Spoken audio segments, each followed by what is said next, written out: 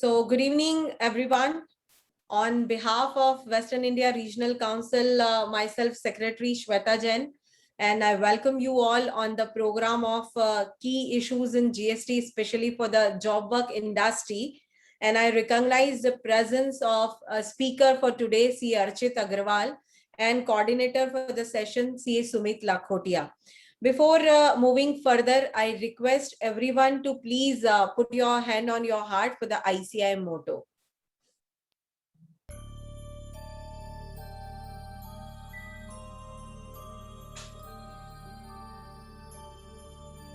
येष सुप्तेषु जाग्रति येष सुप्तेषु जाग्रति कामं कामं कामं कामपुरुषो पुरुषो निर्विमाणः निर्विमाणः तदेव शुक्रं तदेव शुक्रदब्रह्मा तदब्रह्मा तदेवामृतमुच्यते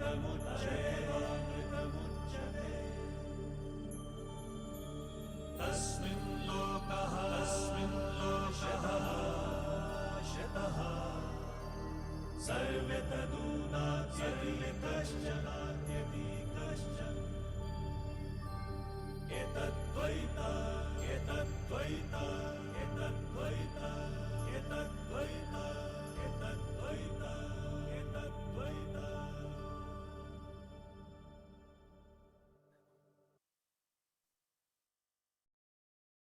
Thank you. Thank you, everyone. Friends, this year with the theme of LEAD, which is Leap Towards Excellence, Achievement and Development. This theme we have designed for this year 22-23. And this is a combination of our 5 goals, which we have set out, we as a team of WIRC, we have set out for ourselves. And our major focus this year is on technology-oriented learning and ethics. Because since we all know that how technology is playing an important role in our day-to-day life, and technology is way forward, we all know that. So by any ways, we have to include this into our day-to-day practice also. And this year, a lot of new initiative we have started, and this is also one of them. Because we all know that the days are gone where we were doing a traditional practice, income tax bhi kar rahe hain, GST bhi, company law bhi, and everything. Now, अगर हम सिर्फ GST की भी बात करते हैं तो GST में भी specialization is required, industry specific, lot of new changes, circular notification, हर रोज कुछ नया आता है. So we have to keep update and upgrade ourselves is really important. And उसको हम technology से relate करके हम अपना काम कैसे more efficient manner में कर सकते हैं. That is we are trying in this year. And ethics, because we being a professional, there is no choice whether we should follow the ethics or not. We have to follow that, and we have to see the adhere the compliances. So this year our theme is LEAD, and I request all of you, is your participation is really of utmost importance. So we need your participation in achieving our goal, and at the same time we are there to support you. So if you feel at any point of time, if you feel any suggestion, you want to put it to us, you want to talk to us directly, so please reach out to us at any point of time. So without taking much time, before handing over charge to our today's speaker, let me take the privilege to just briefly introduce him before all of you. So he is a chartered accountant, more than 12 years experience as of now. And he is working with Mr. S.S. Gupta in the field of indirect taxes, and have been handling various matter in GST, Central Excise and Service Tax, and have been appearing up to the tribunal also.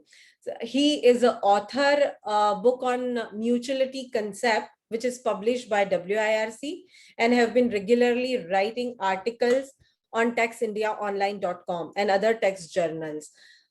Have been speaker at various seminars organized by ICI and various study circle of ICI. So with this brief introduction, I welcome you, Archit, at the platform of WIRC. And thank you so much for accepting the invitation and taking out some time from your busy schedule for all of us. So thank you, and over to you. Thank you, Shwetaji. Thank you for a very warm welcome. And good evening to you. Good evening, Sumit and other participants. I think let us start with the session. So I'll just share my screen.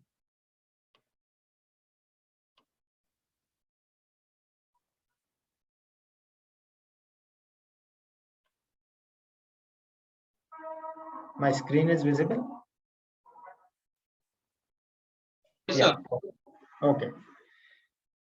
Yeah. So today's topic is on key issues in job work industry. So I'll touch through all the relevant provisions of job work, and in that process, I will discuss what all practical issues are being faced by the assessees. So that is how we will discuss this. First, just a brief background of what was the job work related provisions under the erstwhile law. So now under GST, we all know everything has been merged and it has been simplified. That is what the government claims. But yes, under the erstwhile law, actually, you have to see the treatment under excise separately, under service tax separately, under VAT separately.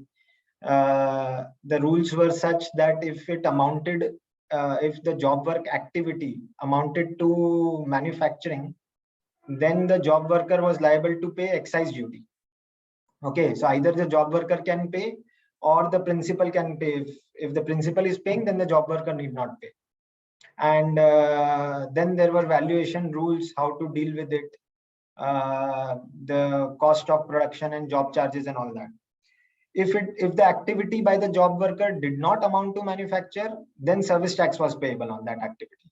The service tax was payable only on the job charges. Whatever material has been used, that on that service tax cannot be demanded and is not liable to be paid.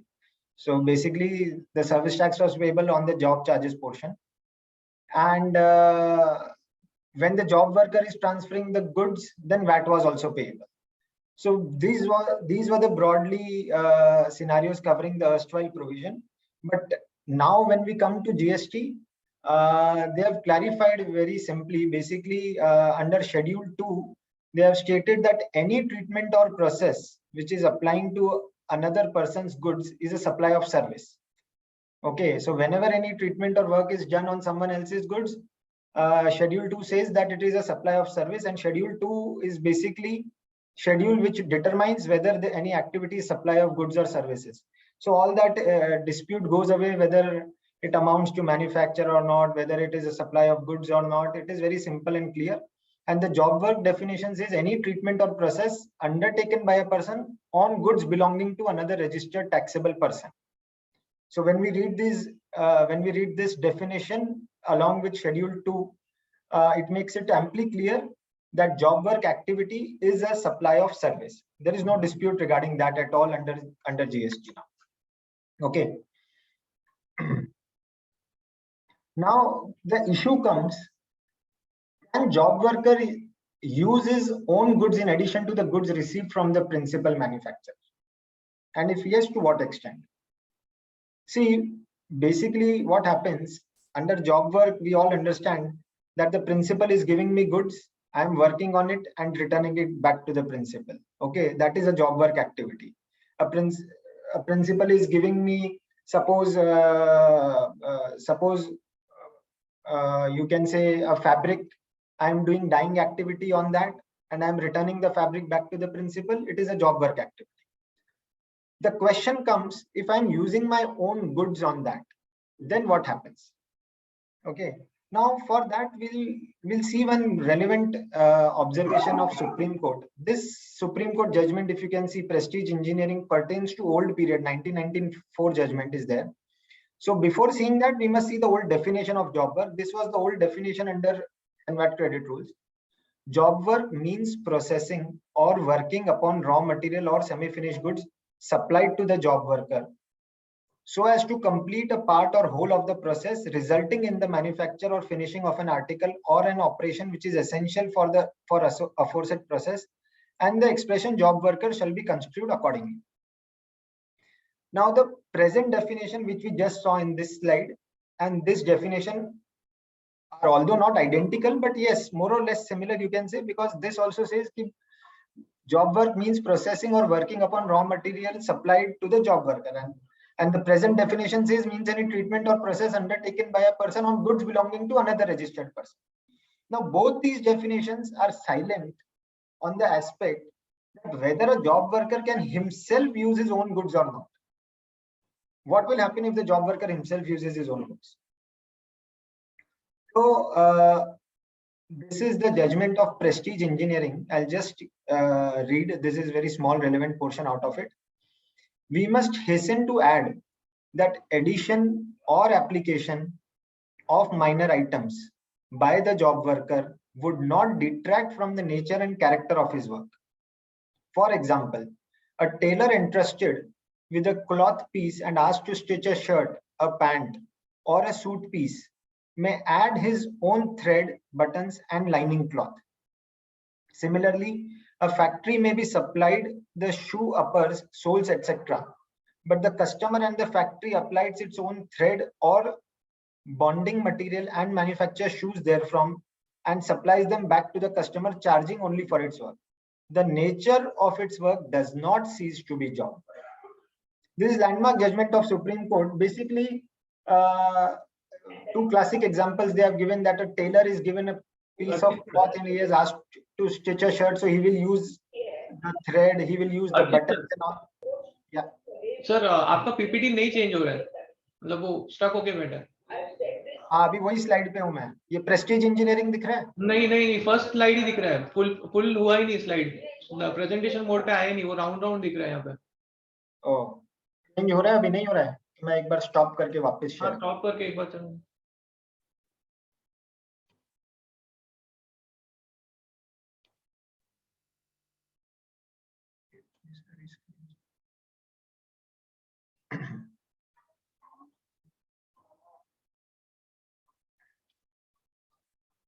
अभी change हो रहा है, ये देखो। हाँ, अभी हो रहा है, सिर्फ 2 स्लाइड दिख रहा है, डुप्लीकेट स्लाइड दिख रहा है इसमें, बट ठीक है, हो रहा है चेंज। ओके, ये दिख रहा है प्रेस्टीज इंजीनियरिंग सुप्रीम कोर्ट। हाँ हाँ, यस या सो मैंने जस्ट ये रीड किया था अभी। Basic you can see the next slide also, क्या इसमें वैसा दिख रहा है? यस। अच्छा, ठीक है, but I think this is clearly visible, readable. Sir, okay. So prestige engineering Supreme Court judgment was what we were discussing. The Supreme Court has given an example. Basically, a tailor is stitching a shirt. The cloth is given by the customer. He uses his own thread and button and all that. So these are minor articles which are being used. So this will still remain a job work. Similarly, a person is finally manufacturing shoes. He's getting the sole, shoe upper, and everything from the customer, and then he's using his own thread or the bonding material to manufacture shoes. It will still remain a job work. So in nutshell, if minor articles are used by the job worker in the job work process, it does not cease to remain a job work. It will still remain a job work activity only. CBIC circular dated 26th March 18 also clarifies that. It is clarified that job worker, in addition to the goods received from the principal, can use his own goods for providing the services of job work. Okay, and there is one Maharashtra AR ruling also on this. I'll just read the highlighted portion which is there, bold and underlined. From the observations made by the court, we find that additional application of minor items is permissible in job work. And then in next paragraph, the real spirit of job work, as explained by the court, is that where the principal sends minor input to the job worker and all other inputs and capital goods utilized in the final products belongs to the job worker, then the said process cannot be considered as job work. See, over here, the principal is sending the minor products and the job worker is utilizing all the major products. In the case at hand, applicant has accepted as a matter of fact that the value of material used, skill and labor applied by them and the value of input supplied by the customer is almost equal, in our opinion, this is a clear case of supply of goods that is ready to use sugar mill roller. So main issue is if the goods used by the job worker are not minor, they are substantial, then it does not remain a job work activity.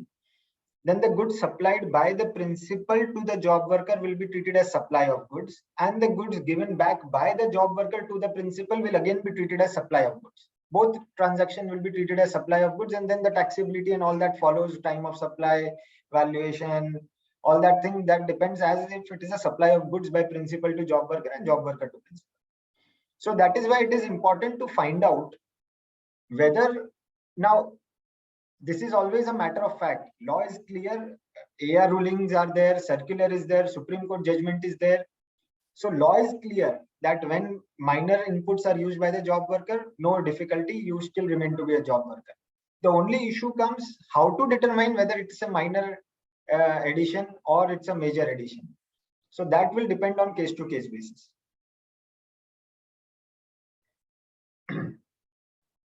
Now the second issue is the activity carried out by the job worker amounts to manufacturing activity.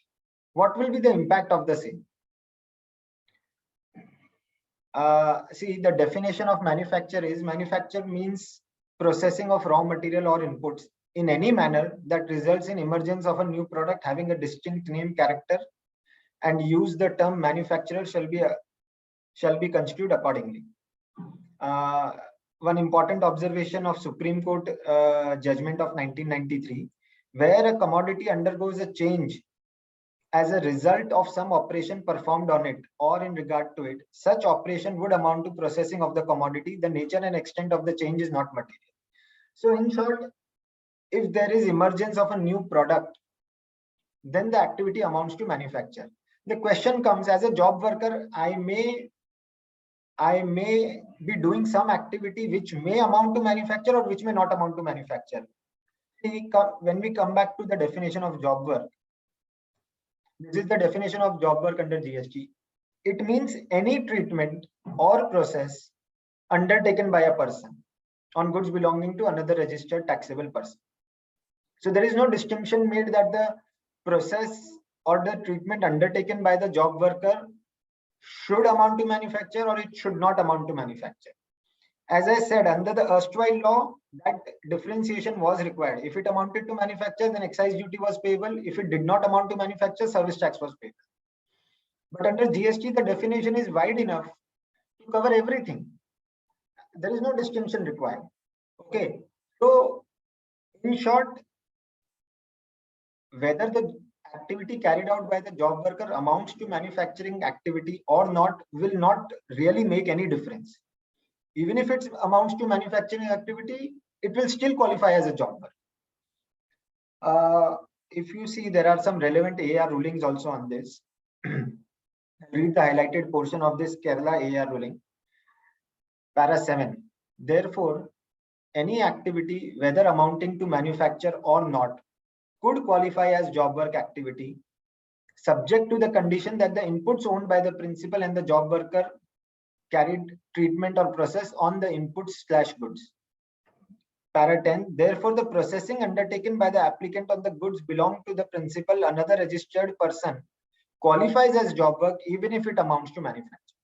So AR has clarified that even if it amounts to manufacture, it will qualify as inputs. It will qualify as job work. In Bharat Petroleum, again Kerala AR ruling, it is settled position of law that job work is an activity which may or may not amount to manufacture. A job worker may undertake manufacturing of goods on account of others from the input supplied to him free of cost and realize job work charges on return of the goods so manufactured or processed. In such a scenario, the job worker alone has the liability to pay the tax on the job work charges realized. Again, they have held that if it amounts to manufacture, it does not make any difference. The job worker is liable to pay GST only on the job charges.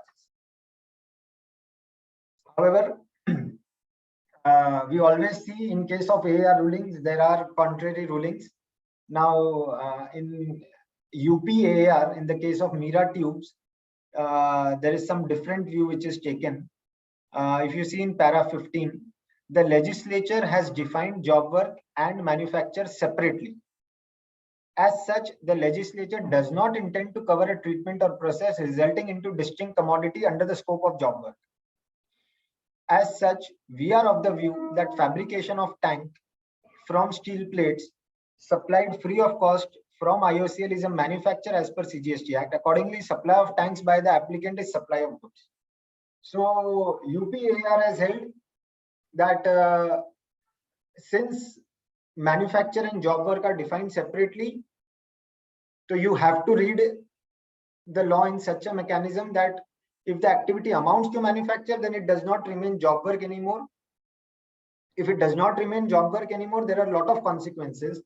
I'll explain that in the next slide, where this one issue has been discussed. Messrs ABC Private Limited is a manufacturer of goods. The company has appointed PQR Private Limited for doing job work. Now, both the parties are related as one is holding company of the other. Now, ABC sends coal for job work activity to PQR. PQR uses these materials along with other materials like water, air to generate electricity, which is supplied back to ABC. The company approached AAR for an advance rule. As per the company, the activity carried out by PQR is a job work activity. However, AAR held that since electricity manufactured out of coal, air, and water is a completely new product, hence it amounts to manufacturing, and therefore it is not a job work activity. AAR further held that since ABC and PQR are related parties, the supply of goods by ABC to PQR will be subject to tax even if it is without any consideration.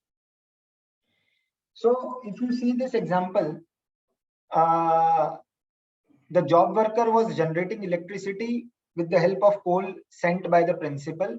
However, the job worker was using air and water also to generate this electricity.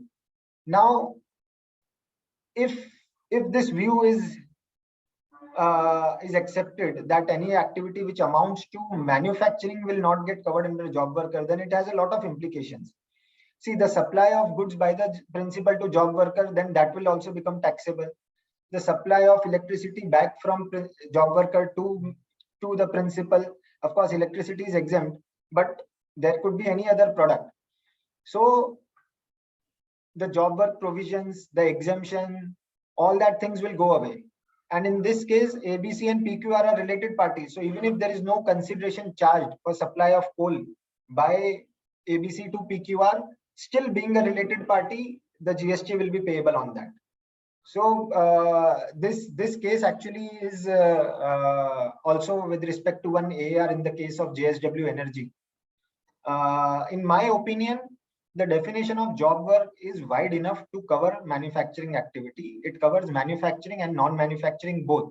So it is irrelevant whether the activity amounts to manufacture or not. That has no bearing on the fact that the activity will still remain a job work, and all the provisions with respect to exemption and the procedure to be followed with respect to job work, all that will still be applicable. Okay. Now, coming to section 143. Section 143 is actually one of the main sections which deals with job work. And rule 45 is the rule which deals with the provisions and the methodology, what are the forms, what procedure is to be followed with respect to sending goods to job work.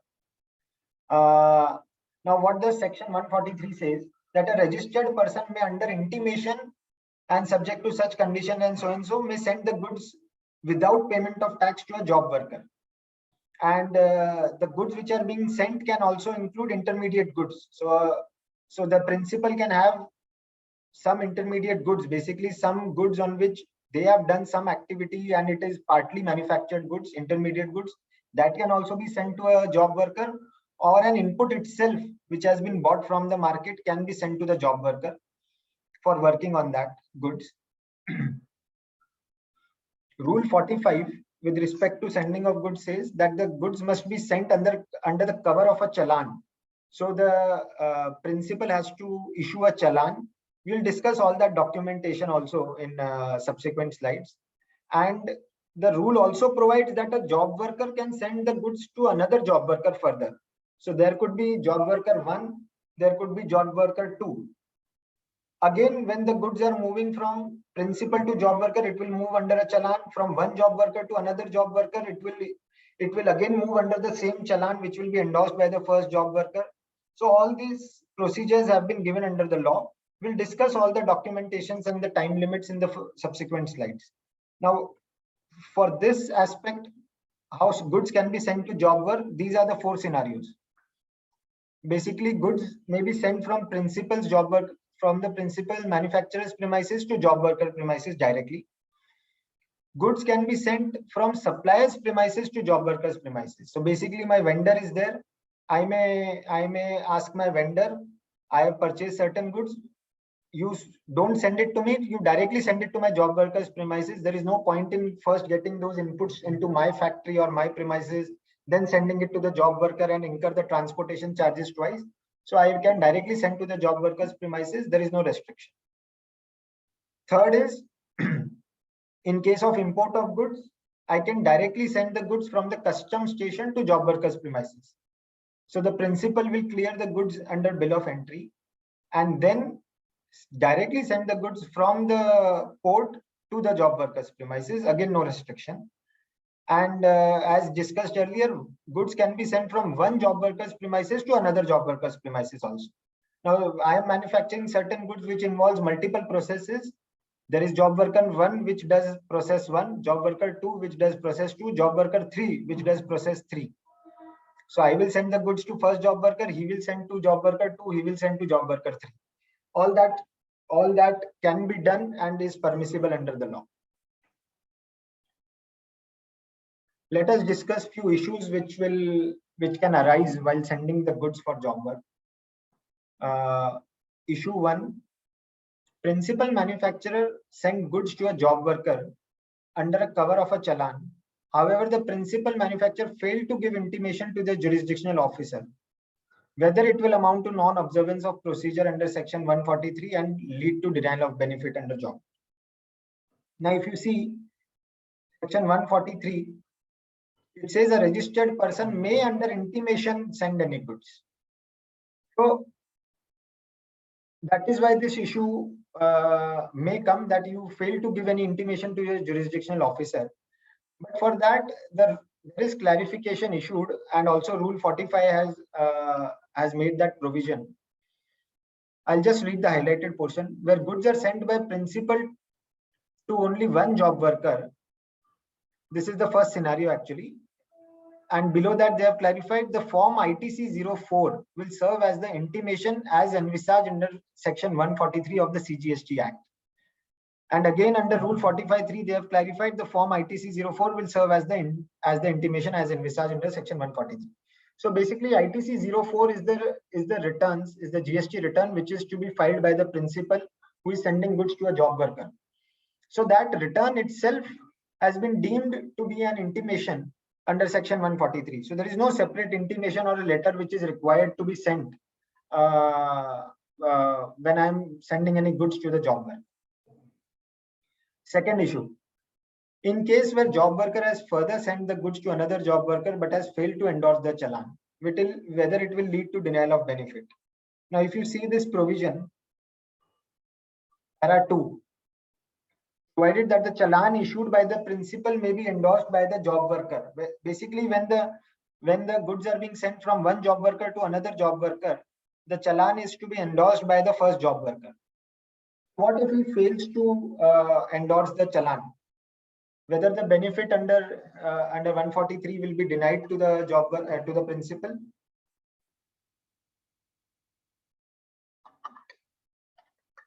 So yes, on strict reading of the provision, it appears that it will be denied, but these are all procedural aspects. By not endorsing the challan, if from the documents and from other and from the movement of goods, I can prove that the goods have really gone from first job worker to another job worker, and sorry, and there is job work activity carried out by first job worker and second job worker. The invoices have been raised, the payments have been duly made to these persons. Through these documents, if I can justify and prove the movement, then the failure of endorsement will only be a procedural lapse. Nonetheless, department may challenge that no, you are not entitled to that benefit, but that will have to be contested.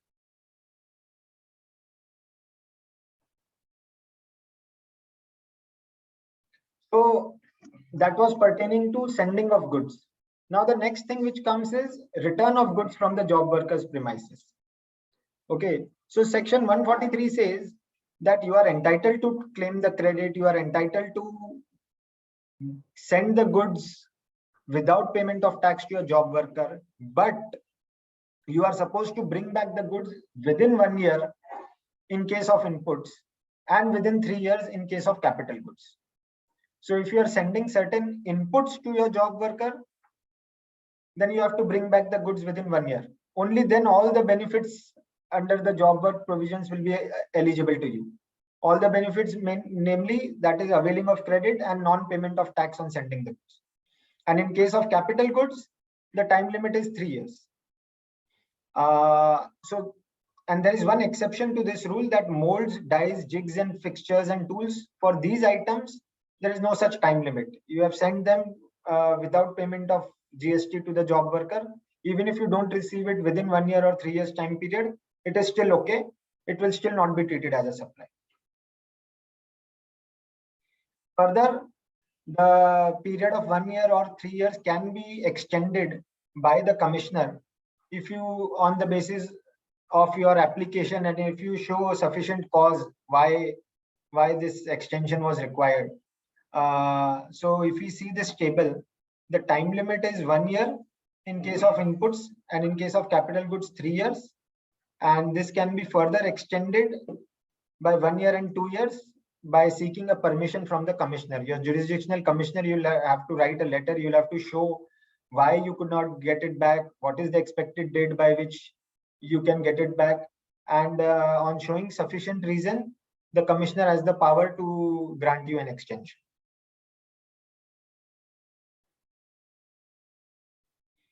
Now, how do you compute this time limit? There are 4 scenarios. One is inputs or capital goods supplied by the principal. This is a simple, straightforward. The period will be computed. The 3 years period will start from the date of sending the inputs or capital goods by the principal.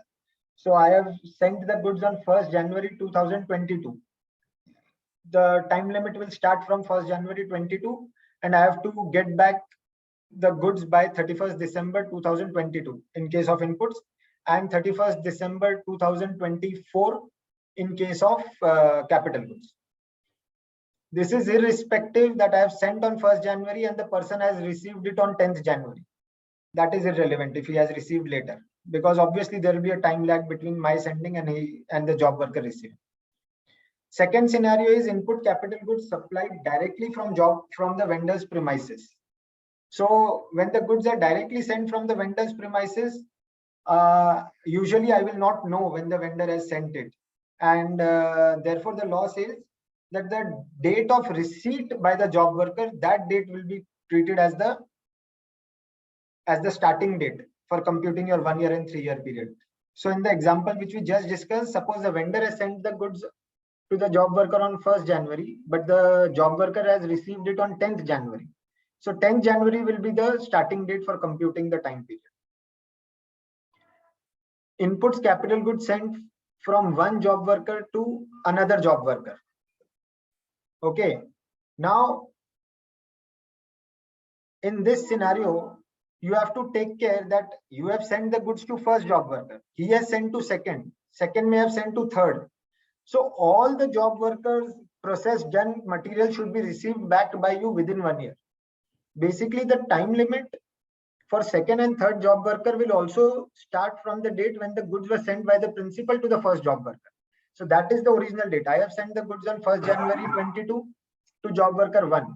He has worked on those goods in March he sends it forward to the second job worker. Then in September, the second job worker sends it to the third job worker. So my time limit does not start renewing once the goods are sent by the second and third job worker, or so on and so forth. I have to see the original time limit when the principal had sent the goods to the first job worker.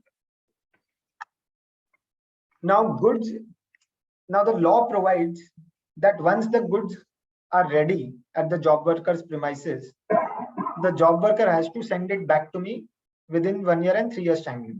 Now there is an option that the goods can be supplied. I can sell the products directly from the job worker's premises to third party. So the law says that when the supply has taken place from the job worker's premises, that date will be treated as the end date. So on 1st January 22, I have sent the goods to the job worker.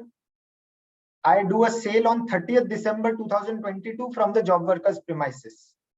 Then I have fully complied with the law, because before the time period of 1 year, I have sold the goods from the job worker's premises. Of course, I'm not going to get it back now because it has already been sold. So that scenario has also been covered under the law.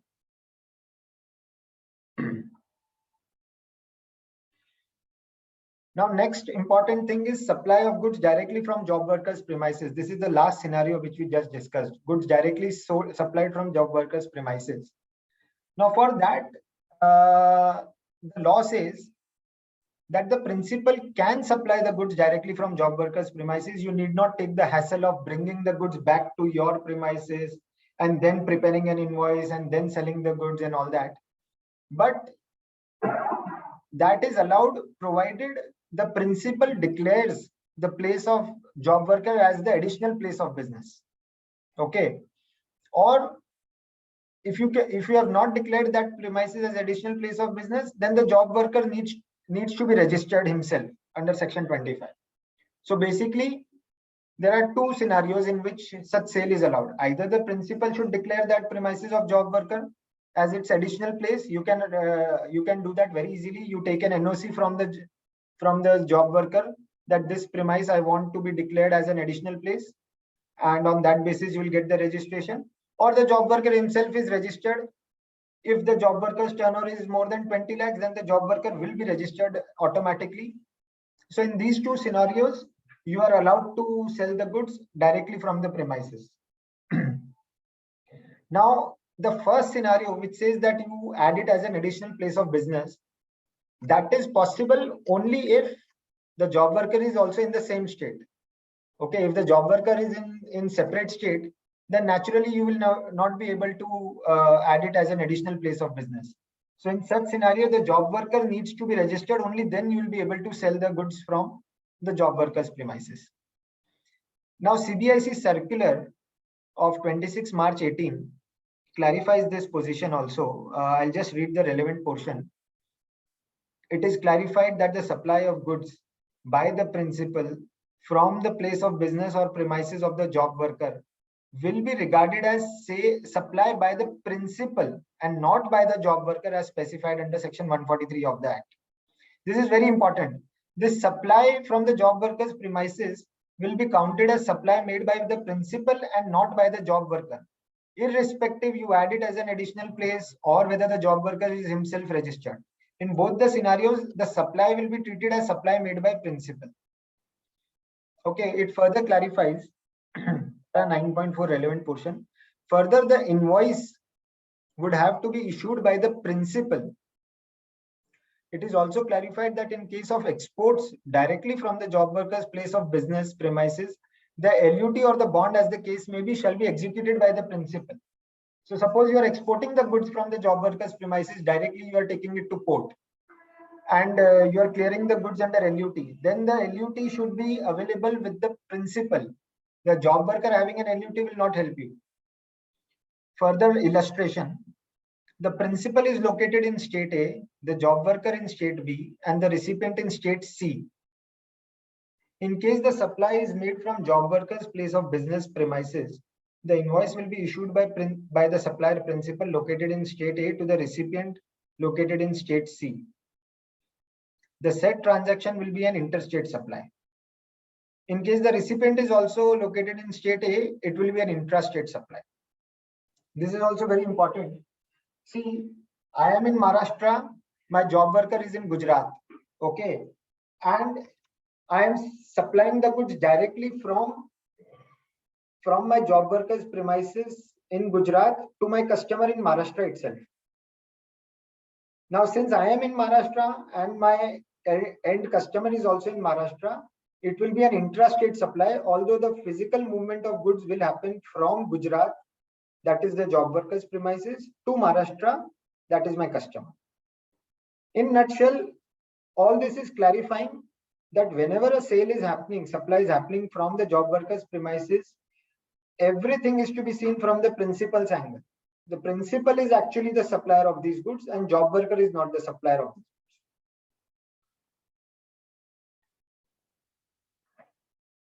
Now, next important aspect is non-return of goods from job workers' premises. See, as we have discussed, there are 4 scenarios. That is, you are sending the inputs directly from the principal's premises, from vendor's premises, or from one job worker to another job worker, and you are getting the goods back within the time limit. And fourth is when you are directly supplying the goods from the job worker's premises within the time limit. Now, what will happen if you neither receive the goods back from the job worker's premises, nor it is sold or supplied from the job worker's premises within the prescribed time limit of 1 year in case of inputs or 3 years in case of capital goods? Then the law says that such inputs, I'll just read the highlighted portion. It shall be deemed that such inputs had been supplied by the principal to the job worker on the day when the said inputs were sent out. Similarly, in subsection 4, it says it shall be deemed that such capital goods had been supplied by the principal to the job worker on the day when the said capital goods were sent out. Okay. Similar provisions are there under section 19.3 and 19.6 also, which deals with input credit. All the provision says that in case of inputs and capital goods which are not received back by the principal within the prescribed time limit, it will be deemed that the principal has supplied the goods to the job worker. And of course, as stated earlier also, these provisions will not apply to molds, dies, jigs, fixtures or tools because there is no time limit for getting them back. Now, CBIC circular also clarifies this position. There is nothing extraordinary in this. This is straightforward case. The law is very clear.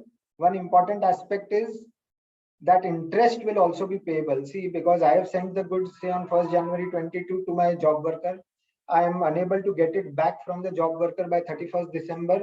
I am unable to sell it also because the job work process is actually going on. The job worker is unable to complete the process. So suppose on now we are on 1st January 2023. So it is deemed that 1 year is over. It is deemed that the principal has supplied the goods to the job worker on 1st January 2022.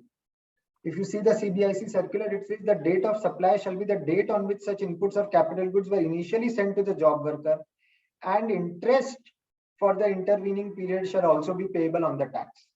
Now, this is very important because in case of inputs, you will, as a principal, you will be liable to pay tax, you will be liable to pay interest for 1 whole year. And in case of capital goods, in fact, because at the end of 3 years only, you will come to know I am not able to receive back the capital goods which were sent. So interest will be payable for that period. To avoid such situation, first is, of course, the principal should be alert and should ask the job worker to return the goods within the prescribed time limit by doing all the required job work activity. And suppose if the principal realizes that the job worker is unable to fulfill this criteria, unable to complete the job work activity within 1 year or 3 years, then it would be advised that the goods must be received back from the job worker and then again a fresh challan must be issued, and again the goods must be sent back to the job worker for completing the job.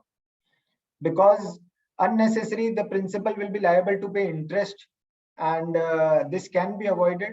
But of course, again, you have to balance. Suppose the goods are lying in Jammu and Kashmir, and the principal manufacturer is in Kerala, then your transport cost only may be higher than the interest which you may be liable to pay. But all that factors needs to be actually determined by the businessman himself. But this is one way by which this interest can be avoided.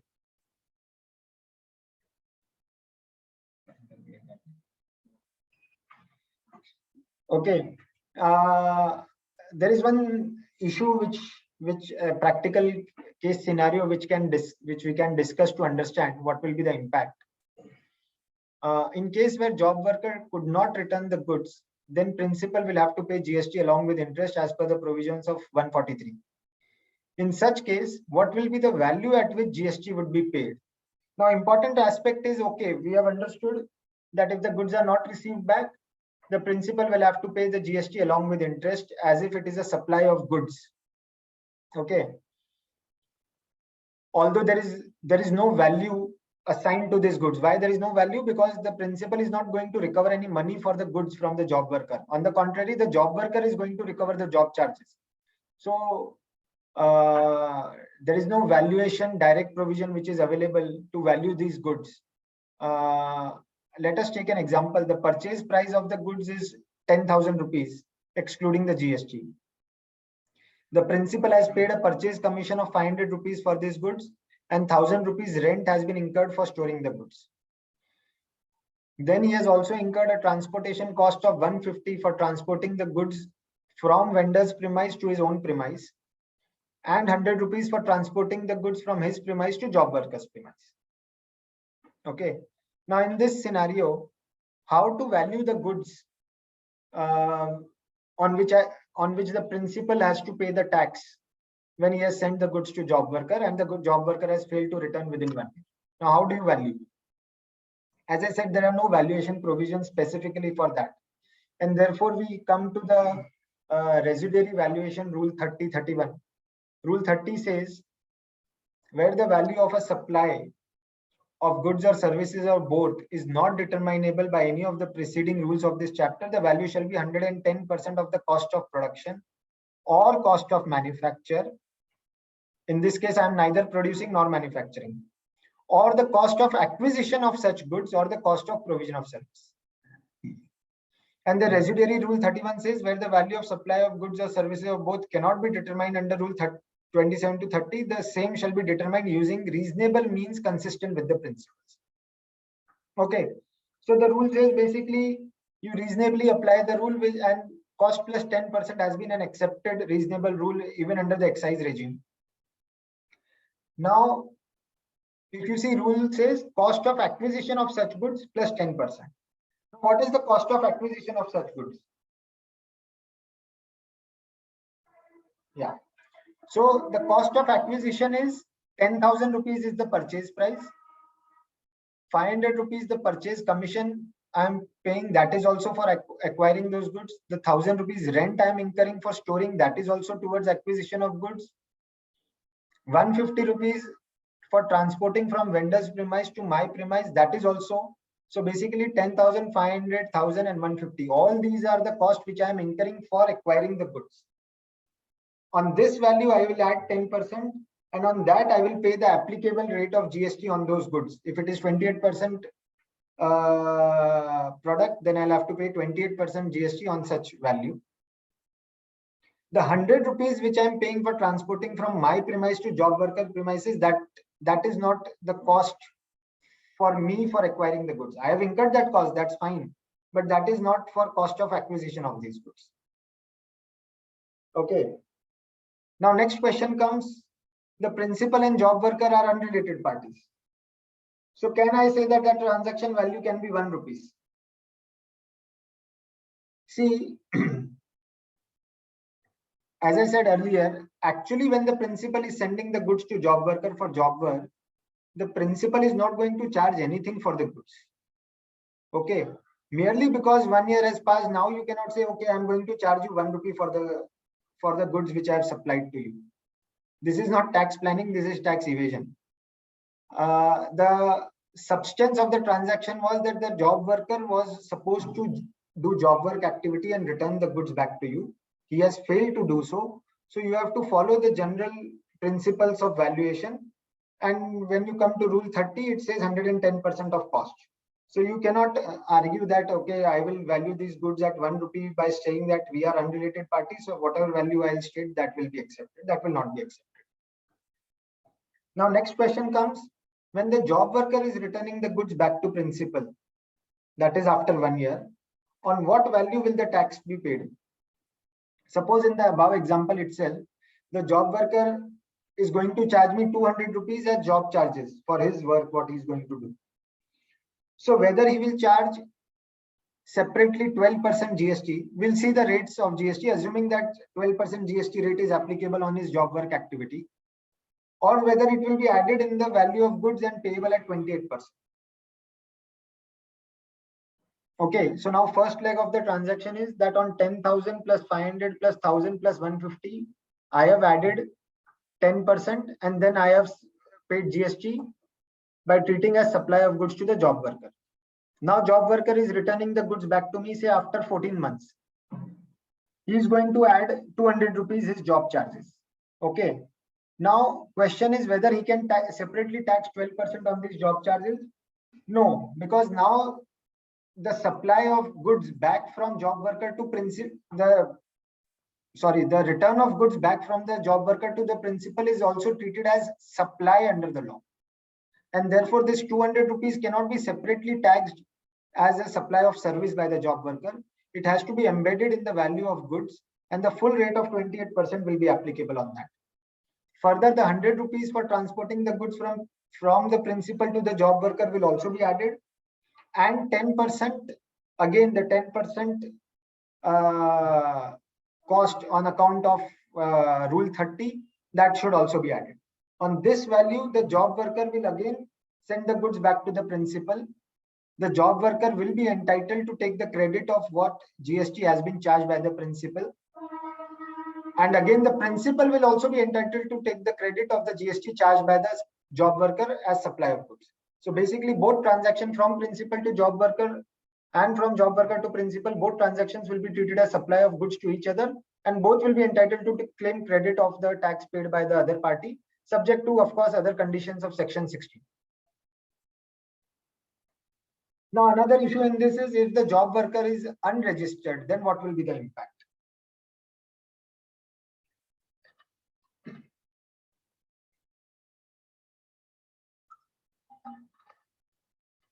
See, if the job worker is unregistered, then the entire transaction will have a huge impact on the principal, because the principal will be still liable to pay the GST on supply of goods to job worker because the goods are not returned back within 1 year.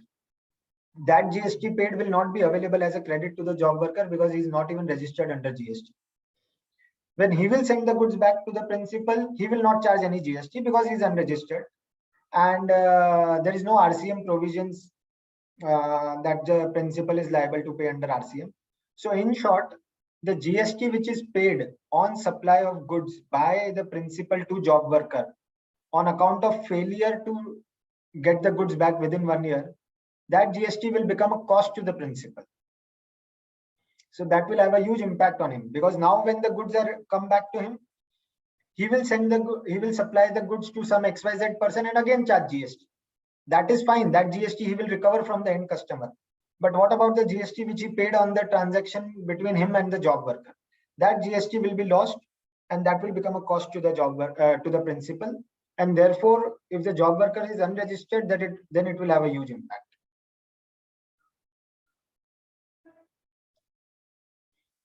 Next is taking of credit.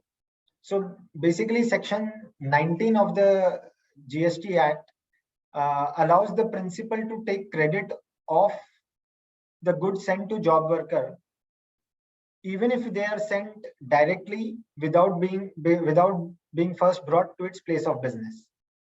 So as we discussed earlier, I can ask my vendor to directly supply the goods to the job worker. I can import the goods and directly from the port, I can send it to the job worker. So in all these cases, because there is a condition under section 16 that I should get the goods at my place of business. So that condition will have to be overlooked and the principal will be entitled to claim ITC of the goods.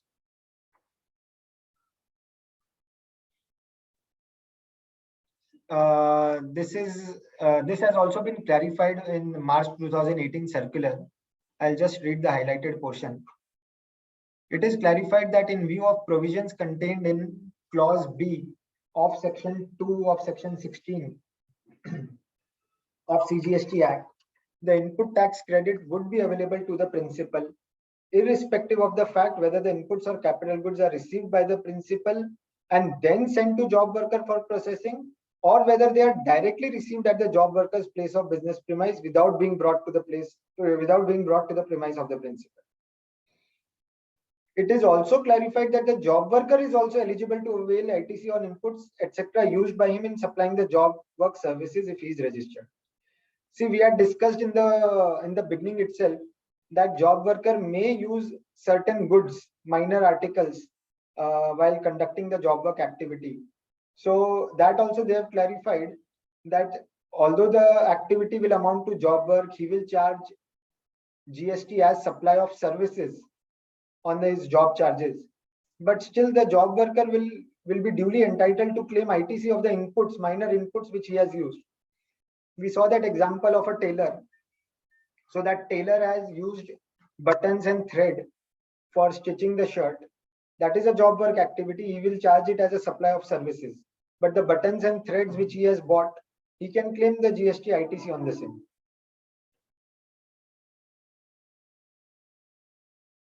Now there is one issue which has been discussed over here. Suppose the principal sends the goods to job worker on 1st September 21, but the same has not been returned till October 2022. Hence the principal paid the tax along with interest.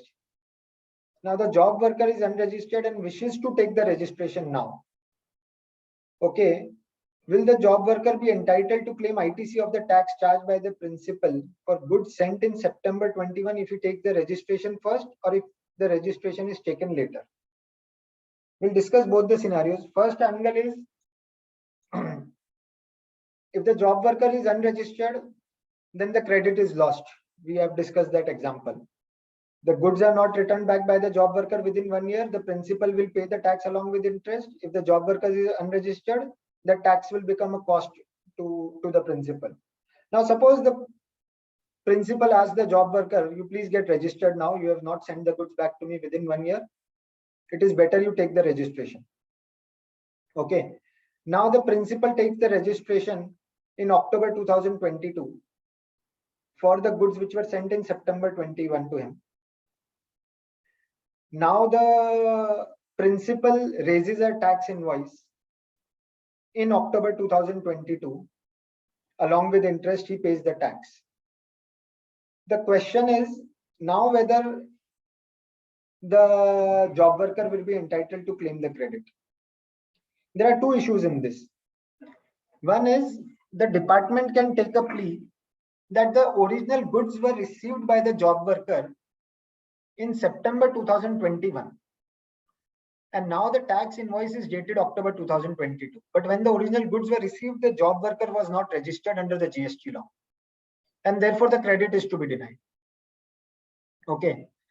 In my opinion, this stand cannot sustain because I have taken the registration now. The tax invoice is dated now, October 2022. And therefore the receipt of goods before my taking registration does not in any way debar me from taking the credit. Now, second issue which the department can raise is the invoice is dated October 2022, but it pertains to invoices of September 21, supply made in September 2021. And therefore, the credit is not eligible. Just see section 16.4 and 1 AR ruling in this. Section 16.4 says a registered person shall not be entitled to take ITC in respect of any invoice or debit note for supply of goods or services or both after the due date of furnishing the return under section 39 for the month of September following the end of financial year to which such invoice or debit note pertains. See, this section says that you are not entitled to claim credit with respect to an invoice after the end of the September of next financial year or annual return, whichever is early. Okay.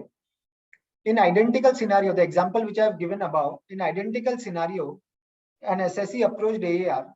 So AAR and appellate AAR denied the credit, stating that the invoice of October 22 pertains to supply of September 2021.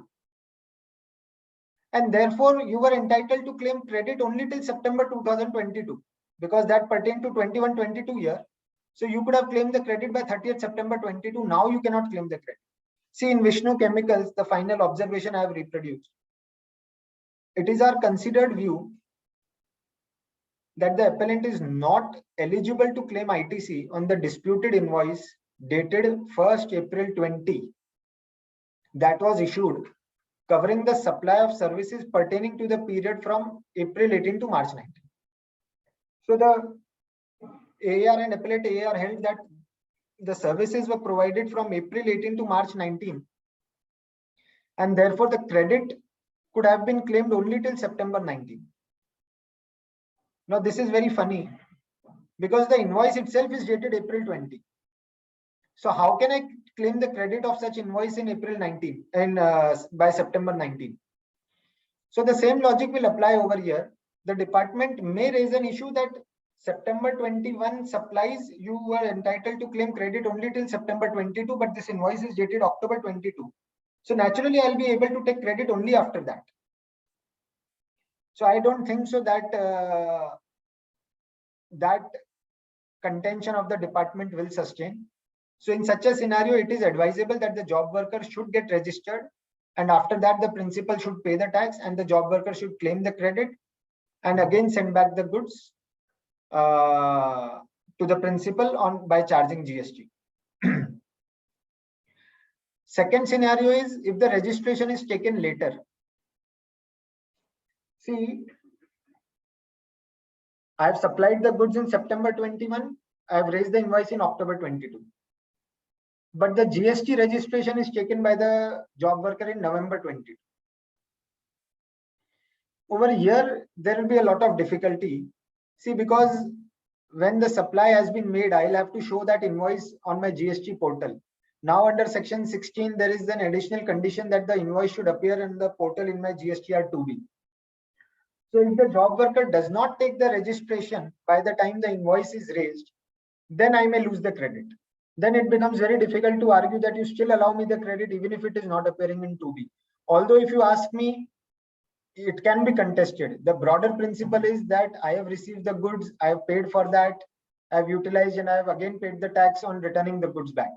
That can be argued, but it is better to avoid such a situation, and the principal must ask the job worker to first get registered so that the invoice can be shown in GSTR 1, which will get auto-populated in GSTR 2B of the job worker, and only then the goods must be sent, and then only then the invoice must be raised and goods must be sent back from job worker to the principal.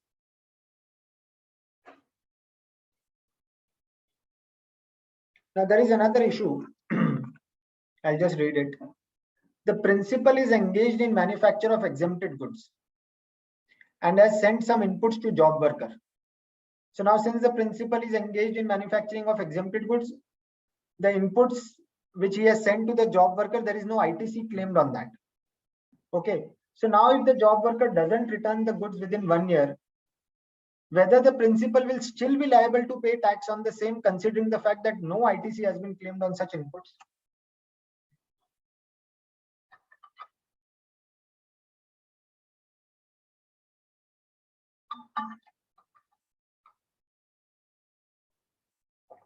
See, under the erstwhile law, Senvat credit rules dealt with this situation. If you see rule 4.5 of Senvat credit rules, it says if the inputs are capital goods, as the case may be, are not received back within the time specified under subclause 1 or 2, as the case may be, by the manufacturer or provider of output service, the manufacturer or provider of output service shall pay an amount equivalent to SENVAT credit attributable to the inputs or capital goods, as the case may be, by debiting the SENVAT credit or otherwise, but the manufacturer or the provider of output service may take the SENVAT credit again when the inputs or capital goods, as the case may be, are received back in the factory or premises of the provider of output service. In short, the law said you claim the credit of inputs or capital goods which you have sent to the job worker. If you fail to get it within the prescribed time limit, you reverse the credit, and then you claim it back once you get the credit, once you get the goods from the job worker. Under GST law, it does not say that you have to reverse the credit. It says that if you have sent certain goods to the job worker, we are not asking you to pay GST on outward supply because you have sent it to the job worker. But if you fail to bring back the goods within 1 year or 3 years, then it is deemed to be a supply under GST, and you are liable to pay tax with interest. So in the above example, when I have not taken any credit on the inputs because I am engaged in supply of exempted goods, under the erstwhile law, I had no difficulty because I have not taken any inputs. I need not reverse any inputs, even if I have not received within the prescribed time limit. However, once I come to GST law, it says that it will be treated as a supply of goods. It does not say that you have to reverse the credit. So even if the goods are exempted and I have not taken the credit on the inputs, I still have to pay GST along with interest if I fail to get the goods back within the prescribed time limit. Another issue is that the principal is sending the goods to job worker under cover of challan and is not paying the tax on that. Now, will it be treated as an exempt supply by the principal and reversal under Rule 4243 is required? See, the definition of exempt supply is reproduced. It means any supply of goods or services or both which attracts nil rate of tax or which may be wholly exempt from tax under Section 11 or Section 6 of the integrated tax.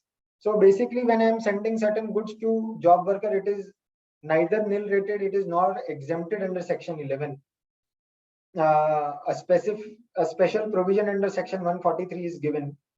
So these are not exempted supplies, and I need not reverse any input credit or any credit on account of Rule 4243 by treating this supply to job worker as an exempt supply.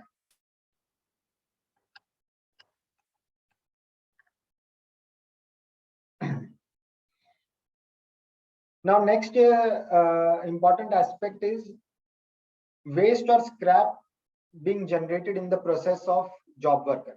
So basically, it is quite natural that when I have sent certain goods to job worker and when he is working on those goods, there may be some waste or scrap which may get generated. Okay.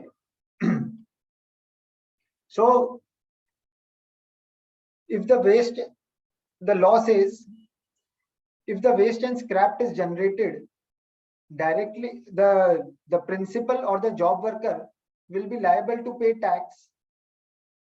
So basically, either the principal can pay the tax, or if the job worker is registered, the job worker can pay the tax on that. This is unlike the normal supply.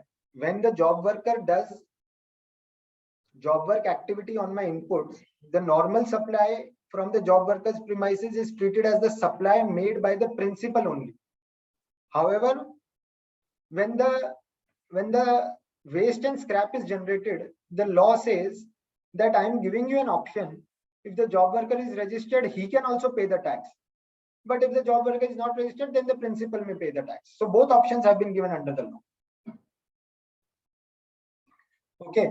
Now in this, let us discuss certain scenarios. Issue 1. If the waste generated in process carried out by job work and the same is retained by the job worker himself as he wants to use it in his another business, what is the GST impact on this? Now the job worker is doing job work activity for me, and suppose he's also a scrap dealer or something. Now he has retained this waste and scrap which is generated in my activity. So in such a scenario, it will be treated as a supply itself, on which the tax will be liable to be paid, because it is a supply by the job worker, although he may have consumed it in his another business, but still the GST will be payable on the same. Either the job worker himself discharges the tax on that, or the principal will be liable. Issue 2, if the scrap generated in process carried out by job worker is lost by the job worker, what will be the impact under GST? Now, if it is lost, can you still say it is a supply? Because if you see section 143(5) says that if any waste or scrap generated during job worker can be supplied by the job worker. Now, these are goods which are lost by the job worker. So if it is lost, then no one needs to pay the tax on that. But the second part is, what if the principal recovers the value of such lost goods from the job worker? Now, on account of losing this scrap material, the principal is charging the job worker. Once you are charging, that means you are recovering the value towards those goods. Then there will be tax liability on that lost scrap material.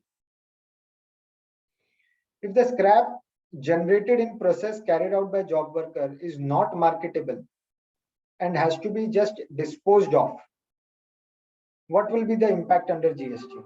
Whether ITC reversal is required. First aspect is taxability.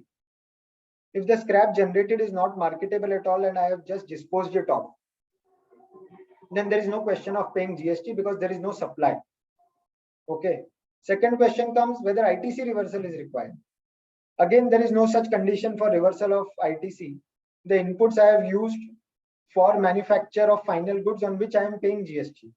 So the waste and scrap generated may be disposed of without any GST liability, but that does not mean I have to reverse the ITC to that extent, because my intention is not to generate waste or scrap. My intention is to generate the final product on which I am paying GST.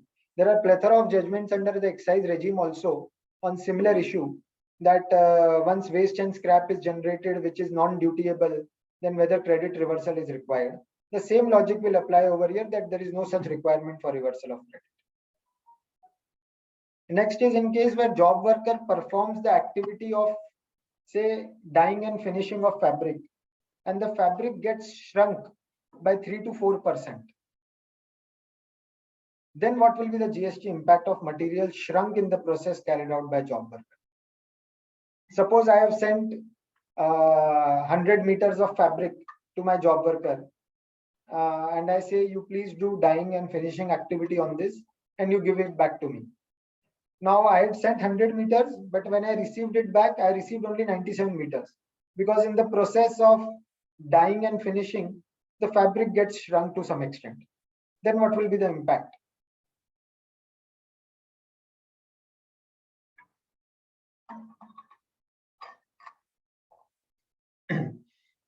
So there will be again no impact on this, because it is natural that in the process of job work, the material may get shrunk. This is the nature of such product. So that does not mean that I have to treat that I had sent 100 meters, I have received only 97 meters. So 3 meters is a waste or scrap or anything, or any tax liability or any reversal of credit. No such impact will be there, even if the material gets shrunk. This can be applied in various business. I'm sending ethanol to manufacture something out of it. Now these are such products which gets evaporated very quickly. So in that process, some ethanol gets evaporated. That does not mean I have to reverse the credit on that activity. Now next issue is registration by a job worker. Now suppose the principal and the job worker are located in the same state. Okay, then for the job charges, the job worker will be liable to be registered if its turnover crosses 20 lakhs, and in case of special states, the turnover crosses 10 lakhs. In such cases, the job worker will be liable to get registered because his services value is crossing the prescribed threshold limit. Now, the issue is, what if the principal and job worker are located in different states? Then the supplies made by the job worker to the principal is an interstate supply, because the place of supply will be the premises of the principal. Now, in such cases, first we have to see section 24, compulsory registration. It says, notwithstanding anything contained in subsection 1 of section 22, the following categories of persons shall be required to be registered under this act. Person making an interstate taxable supply. So section 24(1) says that any person making interstate taxable supply needs to compulsorily get registered under GST law. Okay, but having said that, there is one notification specifically for job worker. Notification number 7 by 2017. I'll just read the highlighted portion. The council hereby specifies that job workers engaged in making interstate supply of services to a registered person as the category of person exempted from obtaining registration under the GST Act. So basically, if as per this, if you are not crossing the threshold limit and you are making interstate supply, then this compulsory registration requirement under section 24(1) is to be overlooked, and you are still exempt from taking any registration under GST. They have explained this by way of circular also. This is the CBIC circular of again 26 March 2018. To summarize, the 20 lakhs and 10 lakhs exemption is available to a job worker, whether he is making an interstate supply or an intrastate supply. In both the cases, the job worker need not get registered under GST.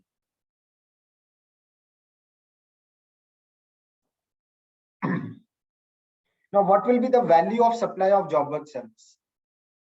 See, the law says that the value, basically in case of unrelated parties, the value shall be the transaction value, whatever the job charges I am recovering. And CBIC circular has clarified one aspect. The value of service would be determined in terms of section 15. So in terms of section 15, that is the transaction value, and would include not only the service charge, but also the value of any goods or service used by him for supplying the job work service if recovered from the principal. So basically, suppose the job worker says 100 rupees is towards my job work charges and 10 rupees is towards the material which I have used in supplying the job work services. Then obviously the 110 rupees is the entire transaction value towards your supply of service. So the 110 rupees will be the transaction value on which job worker will be liable to pay GST. Issue, in case if the principal and job worker are related parties, whether it will affect valuation of job work charges charged by the job worker. So in this example, suppose job work charges are 100 rupees and value of inputs used is 10 rupees. So I'll pay GST on 110 rupees. But if the principal and job worker are related, then the valuation rule says you have to see the open market value. Now, say for example, I am doing the same activity for some other principal. Okay, so for one company X, I am charging 150 rupees as job work charges, and for company Y, who is my related party, I am charging only 100 rupees as job work charges. So then, if they are related, then the open market value, that is 150 rupees, is the value on which the GST will be payable. Now, next important aspect under job work is the documentation which is required. See, there is a lot of movement of goods, as we have discussed earlier, from job worker to from principal to the job worker, from job worker 1 to job worker 2, or maybe directly from the port, from the job worker's premises. So what are the documentation requirement? First is where goods are sent by job principal to one job worker. Then the principal will prepare one challan in triplicate copy. Okay, so why triplicate copy? I am sending the goods on the basis of challan which is given under Rule 55. One copy I will keep it for myself, and 2 copies I will send to the job worker. So the job worker will keep the 2 copies with him, and when he is returning the goods back to me, he will endorse that one of the copies. He will endorse and return the goods back on that challan. So that the two copies which is with the job worker, out of which one he will keep it with himself, and the second copy he will endorse and send it back to me. Secondly, e-way bill. When the principal is sending the goods to the job worker, there is movement of goods, so e-way bill is mandatory. Now, the law says that in case of interstate movement, there is a threshold of 50,000 rupees. If the value of goods is less than 50,000, then e-way bill is not required. But in case of job work, Rule 138 specifically says that if the goods are being sent to a job worker, then you have to ignore the 50,000 limit. And in case of interstate movement, you have to prepare an e-way bill. That same rule is not applicable for intrastate. For intrastate, you may prepare e-way bill only if you cross the threshold limit of that particular state. Okay, next requirement is reporting of these details in GST ITC 04. ITC 04, as we discussed earlier, is the return which is to be filed by the principal. In that return, the transaction of sending the goods from the principal to the job worker needs to be reported, and so that transaction will get documented in that return. Second scenario is where the goods are sent from one job worker to another job worker. In such case, the principal or the job worker will issue the challan. Basically, both have the option to issue the challan, or the first job worker can simply endorse the challan made by the principal. So the principal which had sent the earlier challan, that can be endorsed by the first job worker. And again, e-way bill will have to be prepared considering the requirement if it is interstate or intrastate movement. And this information is not to be reported in ITC 04. So when I'm sending the goods to first job worker, I will report it in ITC 04. When job worker 1 is sending the goods to job worker 2, that transaction is not to be reported in ITC 04. Third scenario is where goods are sent directly by the supplier or vendor to the job worker. So vendor is, I as a principal have raised the PO on my vendor, and the goods are directly supplied by the vendor to the job worker. So he will follow a bill to ship to model. He will bill to principal and ship to the job worker. The principal will still issue the challan. See, the goods have gone to the job worker, but principal needs to issue the challan in triplicate. 1 copy he will keep for himself, 2 copies he will send to the job worker. The e-way bill will be prepared by the vendor itself, again bill to ship to model. Under e-way bill, they have introduced long time back bill to ship to model. He will show that billing is done to the principal and shipping is done to the job worker. And these details are also to be reported in form ITC 04 by the principal. So when goods are sent by the principal to job worker directly or through the vendor, in both the scenarios, the transaction needs to be reported in ITC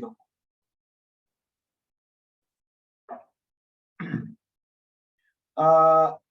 When goods imported are directly supplied from the custom station. This is similar to point number 3, which we just saw. Instead of bill to ship to model, over here, the goods will move on the basis of bill of entry.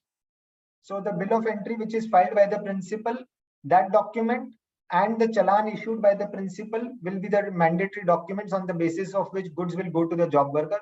Again, e-way bill and ITC 04 requirement is same. Now, what are the requirements when goods are returned by the job worker? When the goods are returned by the job worker, so basically, as discussed earlier, the job worker gets 2 copies of the challan. So one of the copy it will endorse and send it back to the principal. E-way bill will be prepared if it is interstate movement. If it is intrastate movement, you have to see the value of goods and only then prepare e-way bill. And again, the details of such transaction of receiving the goods back from the job worker has to be recorded in ITC 04. Now, there could be a scenario where goods are being returned in piecemeal by the job worker and not in one go. Then the challan, which was originally issued by the principal, that cannot be endorsed. See, you cannot endorse and send it back because I have just 1 copy of challan. Now the goods are coming back in piecemeal. Then the fresh challan will have to be issued by the job worker for sending the goods in piecemeal, and e-way bill and recording in ITC 04 requirement is same as which is there in above cases. So basically, this covers the documentation requirement while sending the goods to the job worker and getting the goods back from the job worker. and how to record and what transactions are to be reported in the return ITC 04.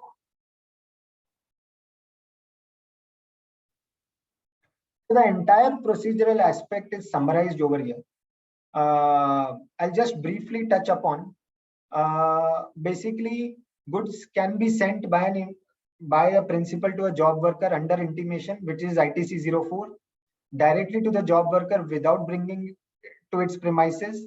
The goods must be returned back within 1 year in case of inputs and 3 years in case of capital goods.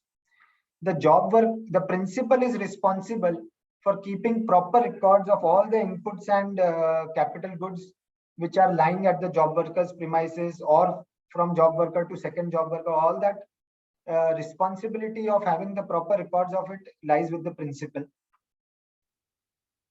And if the goods are not received back within the prescribed time limit, it is deemed the goods were supplied by the principal to the job worker on the date when it was sent, and accordingly tax and interest will be payable. E-way bill requirement is there if it is an interstate movement for job work, and if it is an intrastate movement, then you have to see the threshold limit of that particular state.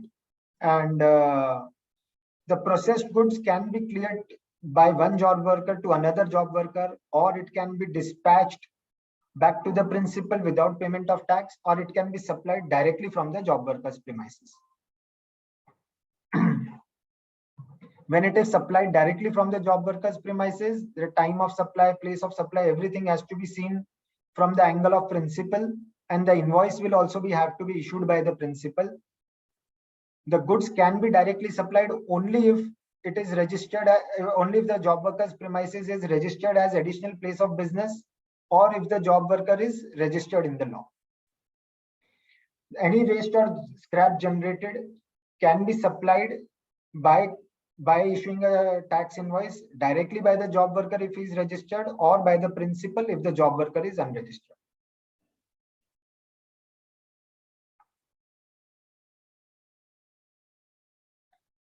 Now, when we come to the rate entry, basically in case of job work, there are multiple rate entries depending upon the job work services.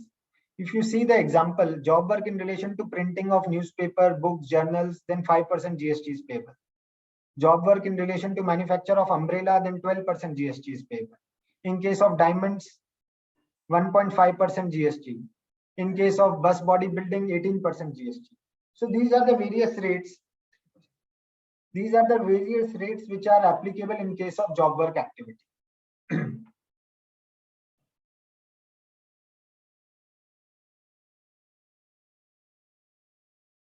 If you see in the last, there is one residuary entry.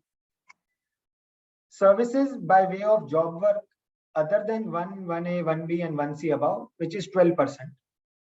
And then there is one subclause 4, which says manufacturing services on physical inputs owned by others other than 1A, 1B, 1C, 1D, 2, 2A and 3 above, 18%.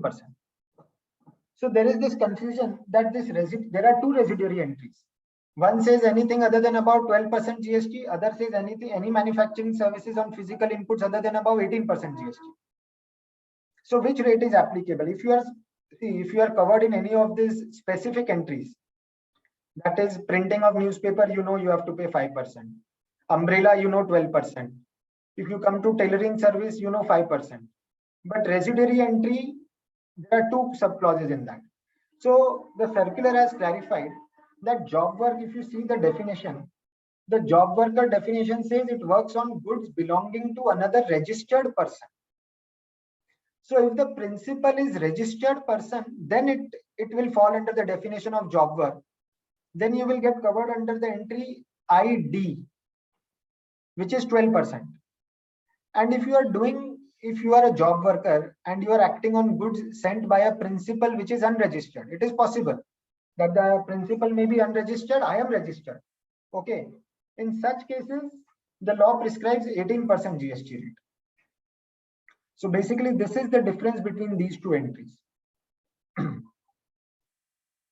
The same has also been discussed by Karnataka AR. They have also clarified the difference between these two entries, only that in case of registered person, 12% GST is payable by the job worker.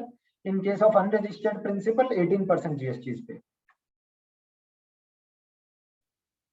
Now let us discuss some issues on this. Suppose a job worker has been appointed for cutting and polishing of diamond, and the job worker recovers charges on per man-hour basis for the services. Whether the activity will amount to job work and GST at the rate of 3% will be applicable, or whether it will be treated as supply of manpower and 18% GST will be applicable. So if you see for cutting and polishing of diamond, if you are a job worker, then 3% is the GST rate. However, in case of manpower supply, 18% GST is rate. Basically, that is a normal rate of GST, manpower supply services.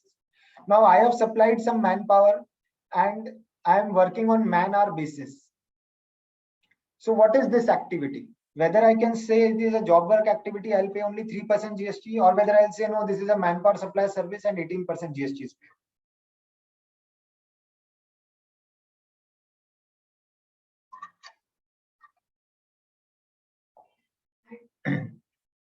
See, under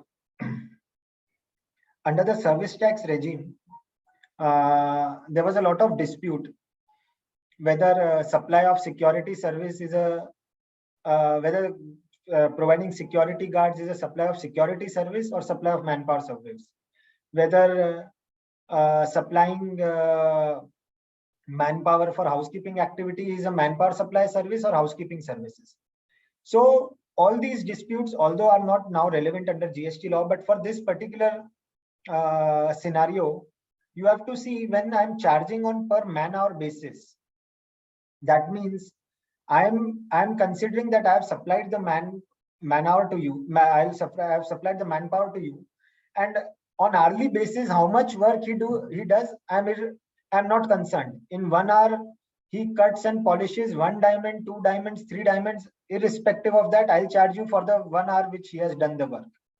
In such a scenario, it will be treated as supply of manpower services. The second issue is, will the answer change if the job charges are recovered on per piece basis instead of per man hour basis? Yes. Once you say that I'm going to charge you for per piece basis, for cutting and polishing 1 piece of diamond, I will charge you 1,000 rupees. Irrespective, I take 1 hour or 2 hours to complete that job. Then it becomes a job work activity, and then I will be liable to pay GST at the rate specified for such activity, which is 3%. So how I am, the manner of charging, on what basis I am recovering, that will help in determining whether the supply is a job work services or whether the supply is a manpower supply services.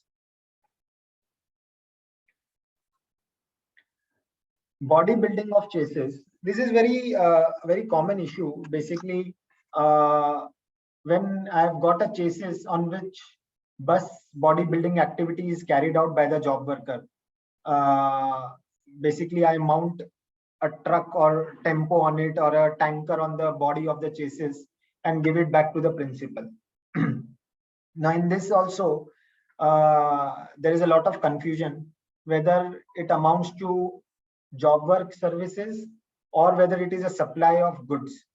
So circular of August 2018 has clarified there are 2 situations. First situation is, bus bodybuilder builds a bus working on the chassis owned by him. So the job worker himself owns the chassis on which it does the activity of bus bodybuilding. In such scenario, you have to treat that it is a supply of bus and not a supply of job work services. And supply of bus attracts 18% GST. So that will be applicable.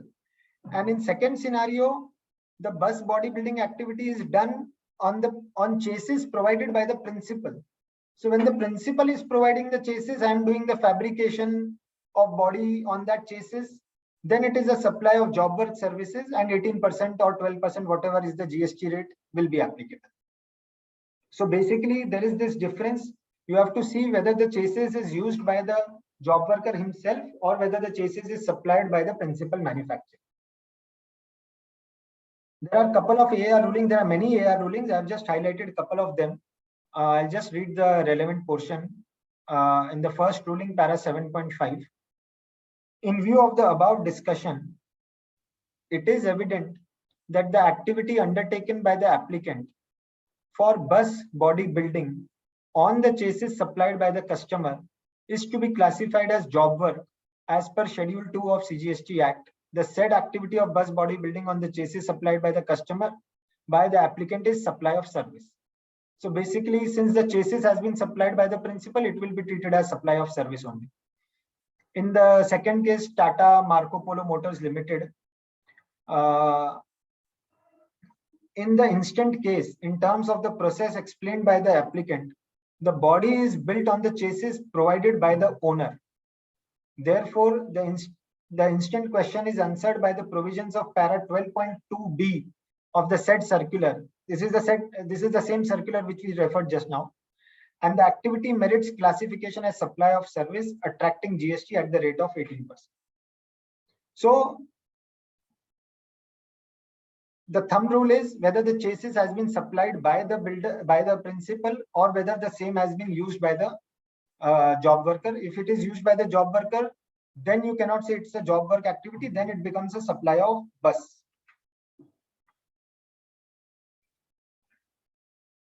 Now ITC 04, we have been discussing from ITC 04. Basically, if you see from the job worker's angle, it is a supply of service. So job worker has to file the normal GSTR1, GSTR3B. For principal, apart from filing GSTR1, 3B for his normal business activity, he has to file one additional form ITC 04. This is basically to indicate what all transactions I have done with the job worker. The principal is declaring all the transactions with the job worker when the principal has sent the goods to the job worker, when my vendor has directly sent the goods to the job worker, when imported goods have directly gone to the job worker, and when the job worker is sending the goods back to the principal. These four scenarios are covered under ITC 04 and it needs to be declared by the principal.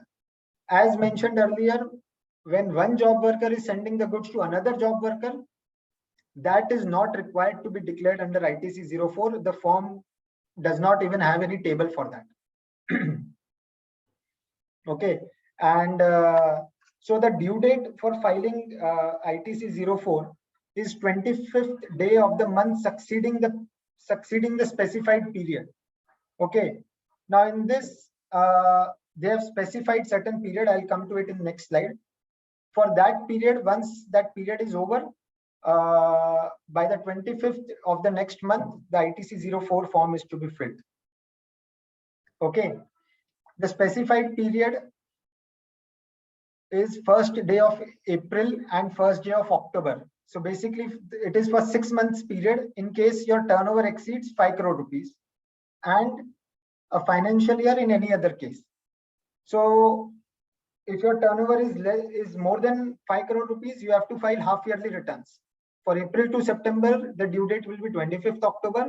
For October to March, the due date will be 25th April. If your aggregate turnover during the year is less than 5 crore rupees, then the principal will have to file a yearly return, which is to be filed by 25th of April. Kindly note that up to September 2021, there was no such bifurcation, and ITC 04 was to be furnished on quarterly basis. So basically for April to June quarter by 25th July, for July to September quarter by 25th October, and so on and so forth. So for each quarter, by the 25th of next month, ITC 04 was required to be furnished. Now, the due dates, these are the various due dates. Actually, the time limit for filing ITC 04 has been extended many times by the government.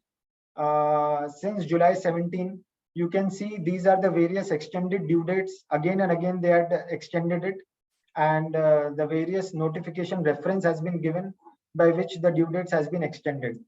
So in case an SSC has failed to file the ITC 04 on time, you can refer to these notifications and find out what was the actual due date for filing that ITC 04 return. That's it. That covers, I think, everything which affects in case of job work transactions. And I'm very thankful for patiently hearing and thankful to WIRC for giving me this opportunity to present my thoughts. Now, Sumit, maybe we can have some questions.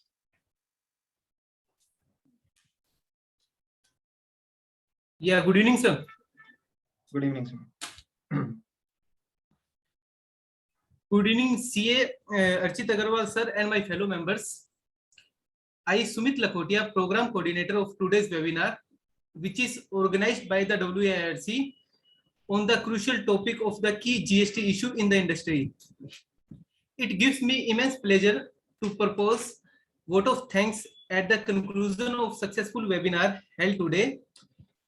We are very much delighted for the presence of Mr. Archit Agarwal in spite of his busy schedule. He gave his valuable time and gave us insight on the key issue which we chartered accountants are facing in GST. Thank you so much, sir, for your valuable time and knowledge which you have shared with all of us today. This is going to be really helpful for the industry as a whole. Thank you so much, everyone.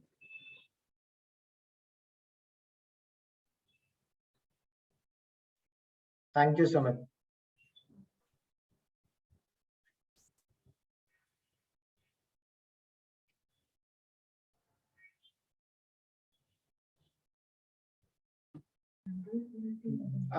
Sumit, will there be any question answer session from the participants or what? Or No, sir. no? Okay. Okay. Thank you.